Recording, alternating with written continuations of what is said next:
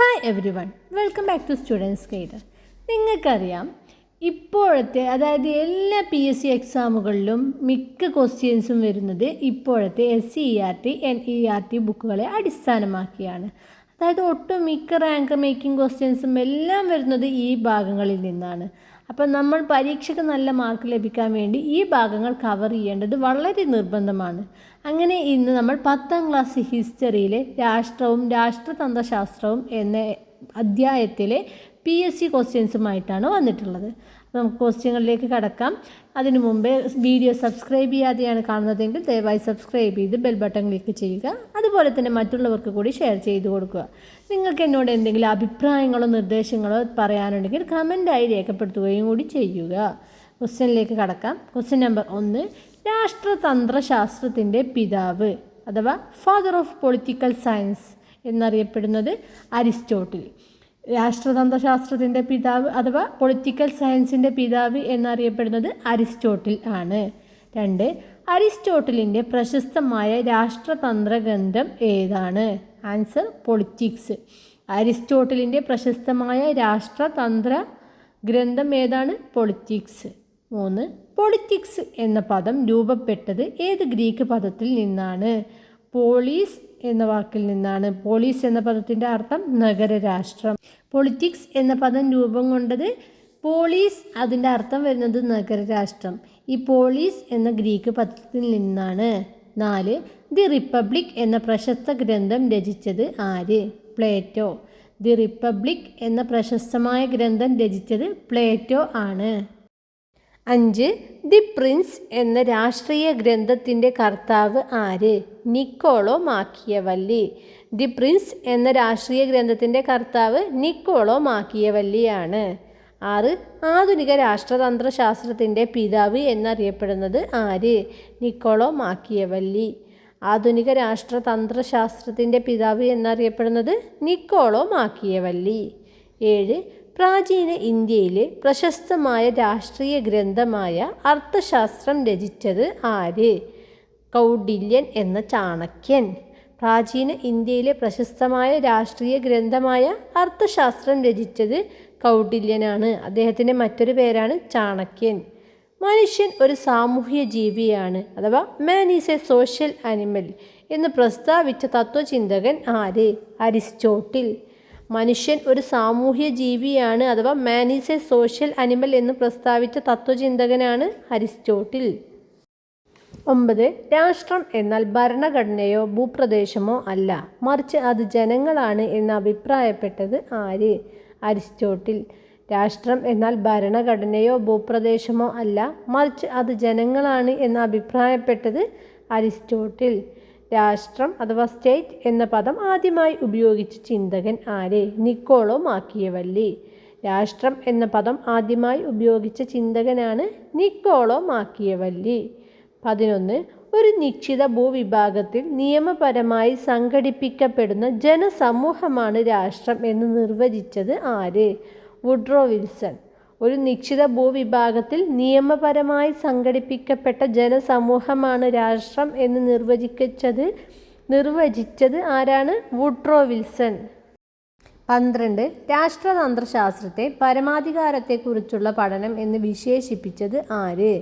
Gene ബോഡിൻ. രാഷ്ട്രതന്ത്രശാസ്ത്രത്തെ പരമാധികാരത്തെക്കുറിച്ചുള്ള പഠനം എന്ന് വിശേഷിപ്പിച്ചത് ആരാണ്? ജീൻ ബോഡിൻ. അടുത്തത് നമ്മൾ പഠിക്കാൻ പോകുന്ന ടോപ്പിക്കാണ് രാഷ്ട്രവും അതിൻ്റെ അടിസ്ഥാന ഘടകങ്ങളും.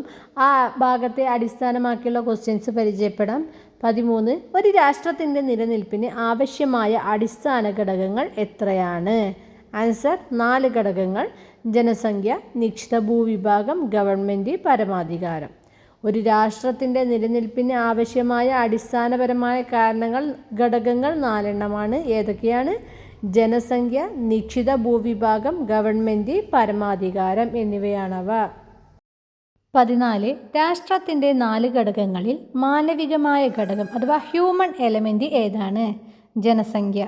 രാഷ്ട്രത്തിൻ്റെ 4 ഘടകങ്ങളിൽ മാനവികമായ ഘടകം ഏതാണ്? ജനസംഖ്യ. 15, ഒരു രാഷ്ട്ര രൂപീകരണത്തിൻ്റെ ഭൗതിക ഘടകങ്ങൾ ഏതെല്ലാമാണ്? ജനസംഖ്യ, നിശ്ചിത ഭൂവിഭാഗം. ഒരു രാഷ്ട്ര രൂപീകരണത്തിൻ്റെ ഭൗതിക ഘടകങ്ങൾ അഥവാ ഫിസിക്കൽ എലമെൻറ്റ്സ് ഏതെല്ലാമാണ്? ജനസംഖ്യ നിശ്ചിത ഭൂവിഭാഗം. 16. ഒരു രാഷ്ട്രത്തിന് എത്ര ജനസംഖ്യ വേണം എന്ന കാര്യത്തിൽ വ്യക്തമായ നിയമമുണ്ടോ? ആൻസർ ഇല്ല. ഒരു രാഷ്ട്രത്തിന് എത്ര ജനസംഖ്യ വേണം എന്ന കാര്യത്തിൽ വ്യക്തമായ നിയമമില്ല. ഈ പ്രധാനപ്പെട്ട 2 പോയിന്റുകളും കൂടി നമുക്ക് പഠിക്കാം. ഏറ്റവും കൂടുതൽ ജനസംഖ്യയുള്ള രാജ്യം ചൈനയും ഏറ്റവും കുറഞ്ഞ ജനസംഖ്യയുള്ള രാജ്യം വത്തിക്കാനുമാണ്.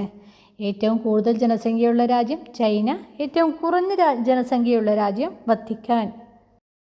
17. ഒരു രാഷ്ട്രത്തിൻ്റെ നിശ്ചിത ഭൂവിഭാഗത്തിൽ അഥവാ ടെറിട്ടറിയിൽ ഉൾപ്പെടുന്നവ ഏതെല്ലാം? ആൻസർ കരപ്രദേശം, തീരദേശ കടൽഭാഗം, മുകളിലുള്ള വ്യോമപാത. ഒന്നുകൂടി നോക്കാം. ഒരു രാഷ്ട്രത്തിൻ്റെ നിശ്ചിത ഭൂവിഭാഗത്തിൽ ഉൾപ്പെടുന്നവയാണ് കരപ്രദേശം, തീരദേശ കടൽഭാഗം അഥവാ ടെറിട്ടോറിയൽ വാട്ടർ, മുകളിലുള്ള വ്യോമപാത എന്നിവ. 18.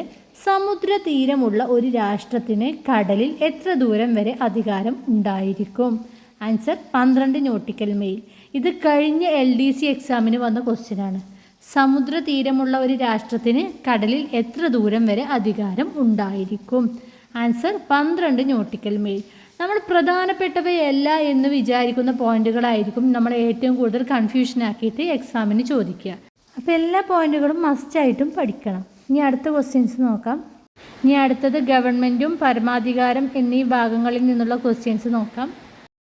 19. ഒരു രാഷ്ട്രത്തിൻ്റെ ആഗ്രഹങ്ങളും ലക്ഷ്യങ്ങളും നടപ്പിലാക്കുന്ന ഏജൻസി ഏതാണ്?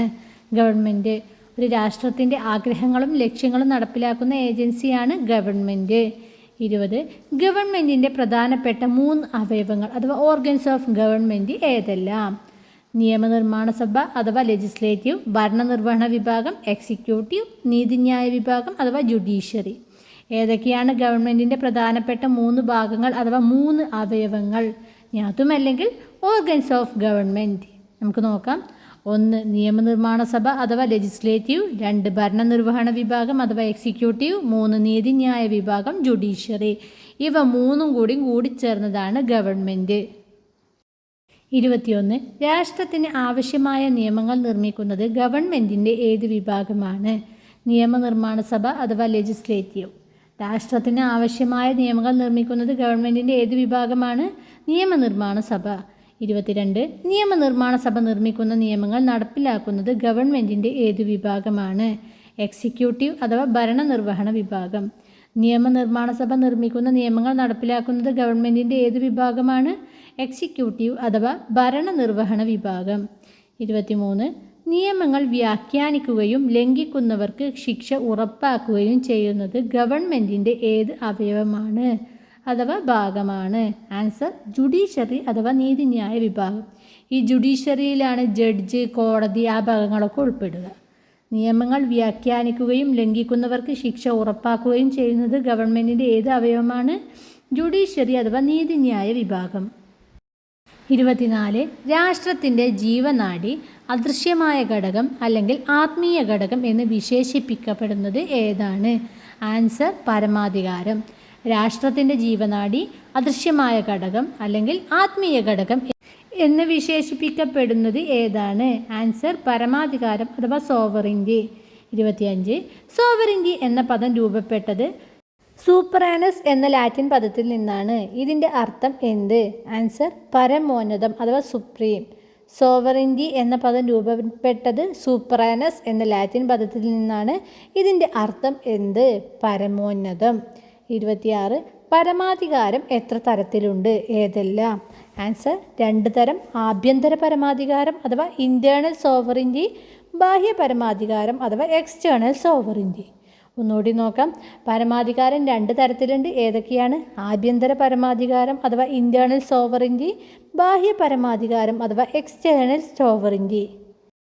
27. ഒരു രാഷ്ട്രത്തിന് അതിൻ്റെ അതിർത്തിക്കുള്ളിലെ വ്യക്തികൾക്കും സംഘടനകൾക്കും മേൽ നിയമങ്ങൾ നിർമ്മിക്കാനും നടപ്പിലാക്കാനുമുള്ള അധികാരത്തെ എന്താണ് വിളിക്കുന്നത്? ആഭ്യന്തര പരമാധികാരം. ഒരു രാഷ്ട്രത്തിന് അതിൻ്റെ അതിർത്തിക്കുള്ളിലെ വ്യക്തികൾക്കും സംഘടനകൾക്കും മേൽ നിയമങ്ങൾ നിർമ്മിക്കാനും നടപ്പിലാക്കാനുമുള്ള അധികാരത്തെ വിളിക്കുന്ന പേരാണ് ആഭ്യന്തര പരമാധികാരം. 28. മറ്റൊരു വിദേശ രാജ്യത്തിൻ്റെയോ ശക്തിയുടെയോ നിയന്ത്രണങ്ങളില്ലാതെ സ്വന്തമായി വിദേശ നയം ഉൾപ്പെടെയുള്ള എടുക്കാനുള്ള സ്വാതന്ത്ര്യത്തെ എന്താണ് വിളിക്കുന്നത്? ബാഹ്യ പരമാധികാരം. മറ്റൊരു വിദേശ രാജ്യത്തിൻ്റെയോ ശക്തിയുടെയോ നിയന്ത്രണങ്ങളില്ലാതെ സ്വന്തമായി വിദേശ നയം ഉൾപ്പെടെയുള്ള എടുക്കാനുള്ള സ്വാതന്ത്ര്യത്തെ പറയുന്ന പേരാണ് ബാഹ്യ പരമാധികാരം എന്ന്. 29. പരമാധികാരത്തിൻ്റെ പ്രധാന സവിശേഷതകൾ ഏതെല്ലാമാണ്? പൂർണ്ണത, സ്ഥിരത, സാർവത്രികത, കൈമാറ്റം ചെയ്യാൻ കഴിയാത്ത അവസ്ഥ. ഒന്നുകൂടി നോക്കാം. പരമാധികാരത്തിൻ്റെ പ്രധാന സവിശേഷതകളാണ് പൂർണ്ണത, സ്ഥിരത, സാർവത്രികത, കൈമാറ്റം ചെയ്യാൻ കഴിയാത്ത അവസ്ഥ. നമുക്ക് അടുത്ത് രാഷ്ട്രത്തിൻ്റെ ധർമ്മങ്ങൾ എന്ന ടോപ്പിക്കിലെ ക്വസ്റ്റ്യൻസ് നോക്കാം. 30. രാഷ്ട്രത്തിൻ്റെ ധർമ്മങ്ങളെ പ്രധാനമായും രണ്ടായി തരംതിരിക്കാം. അവ ഏതെല്ലാം? 1. നിർബന്ധിത ധർമ്മങ്ങൾ അഥവാ ഒബ്ലിഗേറ്ററി ഫങ്ഷൻസ്. 2. വിവേചനപരമായ ധർമ്മങ്ങൾ അഥവാ ഡിസ്ക്രിഷണറി ഫങ്ഷൻസ്. ഏതൊക്കെയാണ് രാഷ്ട്രത്തിൻ്റെ പ്രധാനപ്പെട്ട 2 ധർമ്മങ്ങൾ? 1. നിർബന്ധിത ധർമ്മങ്ങൾ. 2. വിവേചനപരമായ ധർമ്മങ്ങൾ. 31. ഒരു രാഷ്ട്രം നിർബന്ധമായും നിർവഹിക്കേണ്ട പ്രഥമ കാര്യങ്ങൾ ഏത് വിഭാഗത്തിൽ പെടുന്നു? ആൻസർ: നിർബന്ധിത ധർമ്മങ്ങൾ. ഉദാഹരണത്തിന് രാജ്യരക്ഷ, ആഭ്യന്തര സമാധാനം നിലനിർത്തൽ, വ്യക്തികളുടെ അവകാശങ്ങൾ സംരക്ഷിക്കൽ, നീതി നടപ്പാക്കൽ എന്നിവ. ഒന്നുകൂടി നോക്കാം. ഒരു രാഷ്ട്രം നിർബന്ധമായും നിർവഹിക്കേണ്ട പ്രഥമ കാര്യങ്ങൾ ഏത് വിഭാഗത്തിൽ പെടുന്നു? നിർബന്ധിത ധർമ്മങ്ങൾ. ഉദാഹരണത്തിന് രാജ്യരക്ഷ, ആഭ്യന്തര സമാധാനം നിലനിർത്തൽ, വ്യക്തികളുടെ അവകാശങ്ങൾ സംരക്ഷിക്കൽ, നീതി നടപ്പിലാക്കൽ. 32. ജനങ്ങളുടെ ക്ഷേമത്തിനായി രാഷ്ട്രത്തിൻ്റെ സാമ്പത്തിക ശേഷിക്കനുസരിച്ച് നടപ്പിലാക്കുന്ന പ്രവർത്തനങ്ങൾ ഏത് വിഭാഗത്തിൽ പെടുന്നു? ആൻസർ: വിവേചനപരമായ ധർമ്മങ്ങൾ. അതിലായ എക്സാമ്പിളുകളാണ് വിദ്യാഭ്യാസം, ആരോഗ്യ സംരക്ഷണം, വൃദ്ധജന സംരക്ഷണം, ഗതാഗത സൗകര്യങ്ങൾ ഒരുക്കുക. ഒന്നുകൂടി നോക്കാം. ജനങ്ങളുടെ ക്ഷേമത്തിനായി രാഷ്ട്രത്തിൻ്റെ സാമ്പത്തിക ശേഷിക്കനുസരിച്ച് നടപ്പിലാക്കുന്ന പ്രവർത്തനങ്ങളാണ് വിവേചനപരമായ ധർമ്മങ്ങൾ. അതിന് ഉദാഹരണങ്ങളാണ് വിദ്യാഭ്യാസം, ആരോഗ്യ സംരക്ഷണം, വൃദ്ധജന സംരക്ഷണം, ഗതാഗത സൗകര്യങ്ങൾ ഒരുക്കുക എന്നിവ. ഇനി അടുത്തത് പൗരത്വവും ഇന്ത്യൻ ഭരണഘടനയും എന്ന ടോപ്പിക്കിലെ ക്വസ്റ്റ്യൻസ് നോക്കാം. ഒരു രാഷ്ട്രത്തിലെ നിയമപരമായ അംഗത്വത്തെ എന്താണ് വിളിക്കുന്നത്? ആൻസർ: പൗരത്വം അഥവാ സിറ്റിസൺഷിപ്പ്. ഒരു രാഷ്ട്രത്തിൻ്റെ നിയമപരമായ അംഗത്വത്തെ എന്താണ് വിളിക്കുന്നത്? പൗരത്വം അഥവാ സിറ്റിസൺഷിപ്പ്. 34. പൗരത്വം പ്രധാനമായും എത്ര തരത്തിലുണ്ട്? ഏതെല്ലാം? 2 തരത്തിലാണ്. സ്വാഭാവിക പൗരത്വം അഥവാ നാച്ചുറൽ സിറ്റിസൺഷിപ്പ്. 2. ആർജിത പൗരത്വം അഥവാ അക്വേർഡ് സിറ്റിസൺഷിപ്പ്. പൗരത്വം പ്രധാനമായും 2 തരത്തിലുണ്ട്. ഏതൊക്കെയാണത്? സ്വാഭാവിക പൗരത്വവും ആർജിത പൗരത്വവും. 35. ജന്മം കൊണ്ട് ഒരു രാജ്യത്ത് ലഭിക്കുന്ന പൗരത്വം ഏതാണ്? ആൻസർ: സ്വാഭാവിക പൗരത്വം അഥവാ natural citizenship, citizenship by birth. ജന്മം കൊണ്ട് ഒരു രാജ്യത്ത് ലഭിക്കുന്ന പൗരത്വമാണ് സ്വാഭാവിക പൗരത്വം. അത് നാച്ചുറൽ സിറ്റിസൺഷിപ്പ് എന്നും സിറ്റിസൺഷിപ്പ് ബൈ ബർത്ത് എന്നും അറിയപ്പെടുന്നു. 36. ഒരു രാജ്യത്തെ നിയമപരമായ മാനദണ്ഡങ്ങൾ പാലിച്ചുകൊണ്ട് അപേക്ഷ നൽകി നേടുന്ന പൗരത്വം ഏതാണ്? ആർജിത പൗരത്വം അഥവാ അക്വേർഡ് അല്ലെങ്കിൽ നാച്ചുറലൈസ്ഡ് സിറ്റിസൺഷിപ്പ്. ഒരു രാജ്യത്തെ നിയമപരമായ മാനദണ്ഡങ്ങൾ പാലിച്ചുകൊണ്ട് അപേക്ഷ നൽകി നേടുന്ന പൗരത്വമാണ് ആർജിത പൗരത്വം അഥവാ അക്വേർഡ് അല്ലെങ്കിൽ നാച്ചുറലൈസ്ഡ് സിറ്റിസൺഷിപ്പ്. 37. ഇന്ത്യൻ ഭരണഘടനയിൽ പൗരത്വത്തെക്കുറിച്ച് പ്രതിപാദിക്കുന്നത് ഏത് ഭാഗത്തിലാണ്?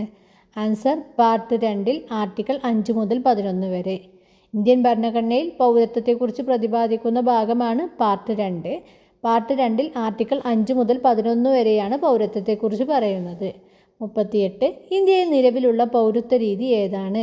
ആൻസർ: ഏക പൗരത്വം അഥവാ സിംഗിൾ സിറ്റിസൺഷിപ്പ്. UK ഭരണഘടനയിൽ നിന്നാണ് ഇന്ത്യ ഏക പൗരത്വം എന്ന ആശയം കടമെടുത്തിട്ടുള്ളത്. പ്രധാനപ്പെട്ട 2 പോയിന്റുകൾ പഠിച്ചു. ഒന്നുകൂടി നോക്കാം. ഇന്ത്യയിൽ നിലവിലുള്ള പൗരത്വ രീതി ഏതാണ്? ഏക പൗരത്വം അഥവാ സിംഗിൾ സിറ്റിസൺഷിപ്പ്. ഇത് നമ്മൾ എവിടെ നിന്നാണ് കടമെടുത്തത്? UK ഭരണഘടനയിൽ നിന്നാണ് ഇന്ത്യ ഏക പൗരത്വം എന്ന ആശയം കടമെടുത്തത്. 39. ഇന്ത്യയിൽ പൗരത്വം നൽകുന്നതിനും റദ്ദാക്കുന്നതിനും നിയമമുണ്ടാക്കാൻ അധികാരമുള്ളത് ആർക്കാണ്? ആൻസർ: ഇന്ത്യൻ പാർലമെൻറ്റിന്. ഇന്ത്യയിൽ പൗരത്വം നൽകുന്നതിനും റദ്ദാക്കുന്നതിനും നിയമമുണ്ടാക്കാൻ അധികാരമുള്ളത് ഇന്ത്യൻ പാർലമെൻറ്റിനാണ്. 40. സ്വതന്ത്ര ഇന്ത്യയിൽ ആദ്യമായി പൗരത്വ നിയമം അഥവാ സിറ്റിസൺഷിപ്പ് ആക്ട് പാസ്സാക്കിയ വർഷം ഏത്? 1955. സ്വതന്ത്ര ഇന്ത്യയിൽ ആദ്യമായി പൗരത്വ നിയമം അഥവാ സിറ്റിസൺഷിപ്പ് ആക്ട് പാസ്സാക്കിയ വർഷം 1955. 41. 1955 ഇന്ത്യൻ പൗരത്വ നിയമപ്രകാരം പൗരത്വം നേടാനുള്ള 5 വഴികൾ ഏതെല്ലാം? ആൻസർ ജനനം വഴി, വംശപാരമ്പര്യം വഴി, രജിസ്ട്രേഷൻ വഴി, സ്വാഭാവിക പൗരത്വം വഴി, ഒരു പ്രദേശം ഇന്ത്യയോട് കൂട്ടിച്ചേർക്കുമ്പോൾ. പ്രധാനമായും 5 വഴികളാണ്. 1955 ഇന്ത്യൻ പൗരത്വ നിയമപ്രകാരം പൗരത്വം നേടാനുള്ള 5 വഴികൾ ഏതെല്ലാമാണ്? ആൻസർ ജനനം വഴി, വംശപാരമ്പര്യം വഴി, രജിസ്ട്രേഷൻ വഴി, സ്വാഭാവിക പൗരത്വം വഴി അഥവാ നാച്ചുറലൈസേഷൻ വഴി, ഒരു പ്രദേശം ഇന്ത്യയോട് കൂട്ടിച്ചേർക്കുമ്പോൾ അഥവാ ഇൻകോർപ്പറേഷൻ ഓഫ് ടെറിട്ടറി. 42 ഇന്ത്യയിൽ പൗരത്വം നഷ്ടപ്പെടുന്ന 3 സാഹചര്യങ്ങൾ ഏതെല്ലാം? 1 പൗരത്വം ഉപേക്ഷിക്കൽ, 2 പൗരത്വം ഇല്ലാതാകൽ, അതെങ്ങനെയാണ്? വിദേശ പൗരത്വം സ്വീകരിക്കുമ്പോൾ. 3 പൗരത്വം എടുത്തു കളയൽ, അത് ഭരണഘടനയോട് അവജ്ഞത കാണിക്കുമ്പോഴാണ് പൗരത്വം എടുത്തു കളയുക. ഒന്നുകൂടി നോക്കാം. ഇന്ത്യയിൽ പൗരത്വം നഷ്ടപ്പെടുന്ന 3 സാഹചര്യങ്ങൾ ഏതെല്ലാമാണ്? 1 പൗരത്വം ഉപേക്ഷിക്കൽ, 2 പൗരത്വം ഇല്ലാതാകൽ, എങ്ങനെയാണ് പൗരത്വം ഇല്ലാതാകുക? നമ്മൾ വിദേശ പൗരത്വം സ്വീകരിക്കുമ്പോൾ. 3 പൗരത്വം എടുത്തു കളയൽ, അതെങ്ങനെയാണ് എടുത്തു കളയുക? ഭരണഘടനയോട് അവജ്ഞത കാണിക്കുമ്പോഴാണ് പൗരത്വം എടുത്തു കളയുക. 43 പ്രവാസി ഭാരതീയ ദിവസ് ആഘോഷിക്കുന്നത് എന്നാണ്? ആൻസർ ജനുവരി 9. ഗാന്ധിജി ദക്ഷിണാഫ്രിക്കയിൽ നിന്ന് ഇന്ത്യയിലേക്ക് തിരിച്ചെത്തിയ ദിനമാണ് ജനുവരി 9. ഒന്നുകൂടി നോക്കാം. പ്രവാസി ഭാരതീയ ദിവസ് ആഘോഷിക്കുന്നത് എന്നാണ്? ജനുവരി 9. അതെന്തുകൊണ്ടാണ് നമ്മൾ ആഘോഷിക്കുന്നത്? ഗാന്ധിജി ദക്ഷിണാഫ്രിക്കയിൽ നിന്ന് ഇന്ത്യയിലേക്ക് തിരിച്ചെത്തിയ ദിവസമാണ് ജനുവരി 9. ഇനി അടുത്തത് നമുക്ക് പൗരസമൂഹവും പൗരധർമ്മവും എന്ന ടോപ്പിക്കിലെ ക്വസ്റ്റ്യൻസ് നോക്കാം. 44 ഒരു രാഷ്ട്രത്തിലെ പൗരൻ രാജ്യത്തിൻ്റെ നന്മക്കായി ചെയ്യേണ്ട കടമകളെ പൊതുവായി എന്താണ് വിളിക്കുന്നത്? ആൻസർ പൗരധർമ്മം. ഒരു രാഷ്ട്രത്തിലെ പൗരൻ രാജ്യത്തിൻ്റെ നന്മക്കായി ചെയ്യേണ്ട കടമകളെ പൊതുവായി വിളിക്കുന്ന പേരാണ് പൗരധർമ്മം. 45 ഏതൊരു രാഷ്ട്രത്തിൻ്റെയും ജനതയുടെ സ്വഭാവത്തെ ആശ്രയിച്ചായിരിക്കും ആ രാഷ്ട്രത്തിൻ്റെ ഭാവി എന്ന് പ്രസ്താവിച്ചത് ആര്? Answer doctor BR Ambedkar. ഏതൊരു രാഷ്ട്രത്തിൻ്റെയും ജനതയുടെ സ്വഭാവത്തെ ആശ്രയിച്ചായിരിക്കും ആ രാഷ്ട്രത്തിൻ്റെ ഭാവി എന്ന് പ്രസ്താവിച്ചത് ഡോക്ടർ BR അംബേദ്കർ. 46 ജനാധിപത്യത്തിൻ്റെയും നല്ല പൗരധർമ്മത്തിൻ്റെയും പ്രധാന വെല്ലുവിളികൾ ഏതെല്ലാമാണ്? ആൻസർ അഴിമതി, സാമുദായികത, രാഷ്ട്രീയ നിഷ്ക്രിയത്വം, പക്ഷപാതിത്വം. ജനാധിപത്യത്തിൻ്റെയും നല്ല പൗരധർമ്മത്തിൻ്റെയും പ്രധാന വെല്ലുവിളികൾ ഏതെല്ലാമാണ്? അഴിമതി, സാമുദായികത, രാഷ്ട്രീയ നിഷ്ക്രിയത്വം, പക്ഷപാതിത്വം. 47 ജനാധിപത്യത്തിൻ്റെ കാവൽ ഭടൻ എന്ന് വിശേഷിപ്പിക്കപ്പെടുന്നത് എന്തിനെയാണ്? ആൻസർ പൗരധർമ്മത്തെ. ജനാധിപത്യത്തിൻ്റെ കാവൽ ഭടൻ എന്ന് വിശേഷിപ്പിക്കപ്പെടുന്നത് എന്തിനെയാണ്? പൗരധർമ്മത്തെ അഥവാ സിവിക് സെൻസിനെ.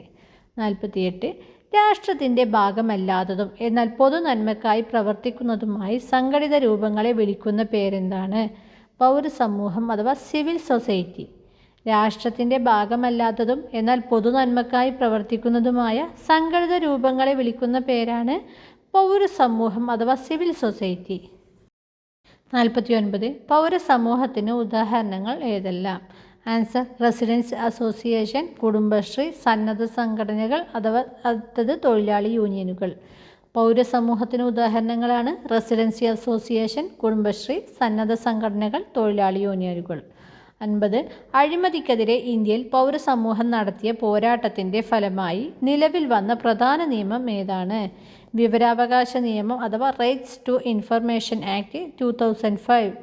അഴിമതിക്കെതിരെ ഇന്ത്യയിൽ പൗരസമൂഹം നടത്തിയ പോരാട്ടത്തിൻ്റെ ഫലമായി നിലവിൽ വന്ന പ്രധാന നിയമം ഏതാണ്? വിവരാവകാശ നിയമം അഥവാ റൈറ്റ് ടു ഇൻഫർമേഷൻ ആക്ട് 2005. ഇതോടെ ഈ അധ്യായത്തിലെ പ്രധാനപ്പെട്ട എല്ലാ PSCക്ക് വരുന്ന ഭാഗങ്ങളും നമ്മൾ കവർ ചെയ്തിട്ടുണ്ട്. ഇതേപോലെ ക്വസ്റ്റ്യൻസ് വരുന്നെന്നല്ല പറയുന്നത്, ഇതിലെ എല്ലാ ഭാഗങ്ങളും വളരെ ഇമ്പോർട്ടൻ്റ് ആണ്. അതായത് ഇതിൽ തന്ന 50 ക്വസ്റ്റ്യൻസിലെയും ഭാഗങ്ങൾ വളരെ ഇമ്പോർട്ടൻ്റ് ആണ്. എവിടുന്നും എങ്ങനെയും PSC ക്വസ്റ്റ്യൻസ് വരും. അത് മിക്കതും റാങ്ക് നിർണ്ണയ ക്വസ്റ്റ്യൻസ് ആയിരിക്കും. അപ്പോൾ നിങ്ങൾക്ക് എന്തെങ്കിലും സംശയങ്ങളോ എന്തെങ്കിലും ഇതോ ഉണ്ടെങ്കിൽ കമൻറ്റായി രേഖപ്പെടുത്തുക. അപ്പോൾ അടുത്തൊരു അധ്യായത്തിലെ ക്വസ്റ്റ്യൻസുമായി നമുക്ക് അടുത്ത ക്ലാസ്സിൽ വീണ്ടും വരാം. അതോടൊപ്പം തന്നെ നമ്മൾ ക്ലാസ് ഇനി തുടങ്ങുന്നത് LDC, LGS, അതുപോലെ തന്നെ വില്ലേജ് ഫീൽഡ് അസിസ്റ്റൻറ്റ് എന്നിവയുടെ എല്ലാം സിലബസ് കവർ ചെയ്യുന്ന രീതിയിലായിരിക്കും ഇനി ക്ലാസ്സുകളെല്ലാം ഇടുക. നമുക്ക് ജോലി കിട്ടേണ്ടത് നമ്മുടെ ആവശ്യമാണ്. അപ്പം നമ്മൾ മനസ്സിരുത്തി പഠിക്കുക. അപ്പോൾ അടുത്തൊരു ക്ലാസ്സിലെ ക്വസ്റ്റ്യൻസുമായി നമുക്ക് അടുത്ത ക്ലാസ്സിൽ വീണ്ടും വരാം. അതുവരേക്കും ബൈ.